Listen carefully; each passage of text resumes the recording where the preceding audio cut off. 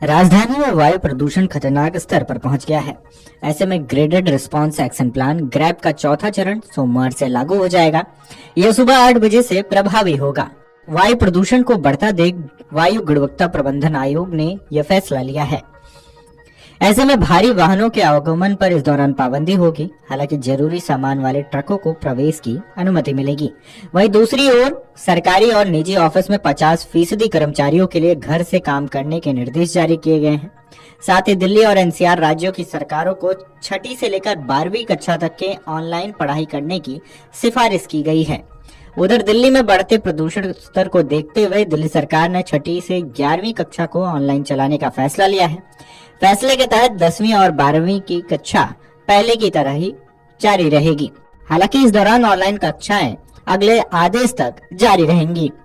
दिल्ली में ट्रकों के प्रवेश पर पूरी तरह से रोक लगा दी गई है। हालांकि केवल जरूरी सामान को लेकर आने वाले ट्रकों और एलएनजी, सीएनजी और इलेक्ट्रिक ट्रकों को आने की अनुमति होगी। साथ ही ग्रैब 4 के तहत प्रदूषण फैलाने वाले ट्रक, वाणिज्यिक 4 पहिया वाहनों के दिल्ली में प्रवेश पर प्रतिबंध रहेगा। इस दौरान दिल्ली के आसपास के अन्य राज्यों से केवल सीएनजी, इलेक्ट्रिक BS6 वाहनों को ही एंट्री मिलेगी।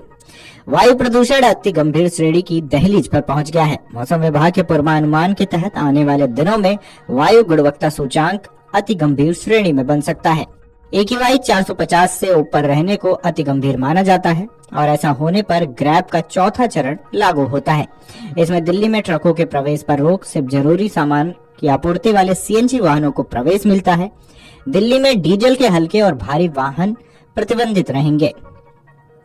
ऐसे में ग्रैब 4 के दौरान क्या कुछ प्रतिबंध रहेगा, क्या खुला रहेगा, चलिए बताते हैं। तो दिल्ली से बाहर आने वाले सभी ट्रकों को प्रवेश की पाबंदी रहेगी। हालांकि जरूरी सामान लाने वाले सीएनजी और इलेक्ट्रिक ट्रकों पर पाबंदी से छूट मिली है। दिल्ली में पंजीकृत मध्यम व भारी डीजल संचालित माल वाहनों पर प्रतिबंध रहेगा। जरूरी सामान वाले वाहनों को इस दौरान छूट मिलेगी। डीजल चलित 4 पहिया वाहन पर रोक रहेगा। हालांकि आपातकालीन वाहनों को छूट दी गई है। इस श्रेणी में केवल BS6 वाहन चल सकते हैं। एनसीआर में उद्योग पर पाबंदी होगी। जहां पीएनजी ईंधन की सुविधा नहीं है और सरकार द्वारा अधिकृत सूची से बाहर के ईंधन का उपयोग किया जा रहा है तो रोक लगेगी।